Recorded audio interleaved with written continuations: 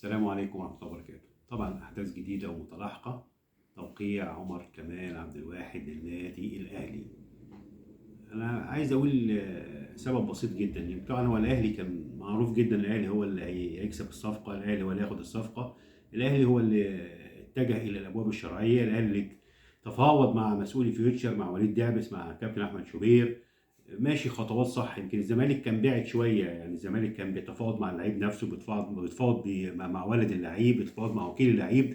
ما دخلش من الابواب الشرعيه اللي هي تقدر ان هي تقرب من اللاعب يخش في منافسه حقيقيه لخطف الصفقه. لكن مين اللي احرج مجلس اداره يا جماعه؟ اللي احرج مجلس الاداره الحواريين بتوع مجلس الاداره. الحواريين، الناس اللي هي بتعتبر نفسها وصيه او متحدثه باسم مجلس الإدارة على السوشيال ميديا، اللي هم بيتكلموا مصدر قريب من مجلس الإدارة. خلاص عمر كمال قرب، خلاص خاص، خلاص احنا بنراهن، احنا دول أحرجوا مجلس إدارة الزمالك. اللي أحرج مجلس إدارة الزمالك اللي بيتكلموا باسم مجلس إدارة نادي الزمالك، رغم ان مجلس الإدارة في أول جلسة ليه عمل متحدث رسمي، متحدث رسمي هو المسؤول.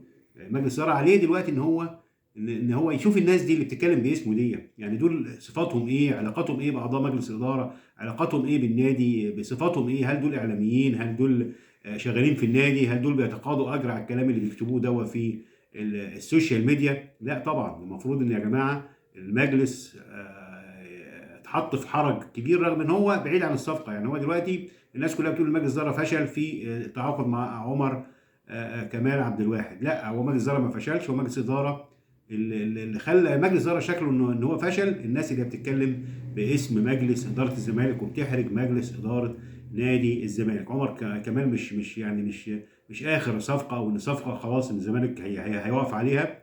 الزمالك عنده برضك لعيبه، عندنا حمزه المسنوسي، في لعيبه في الناشئين على مستوى عالي جدا ممكن هو يستعين بيهم، ولكن لابد ان يكون في وقفه مع الحواريين، مع الناس اللي بتتكلم باسم مجلس اداره الزمالك. وشكرا.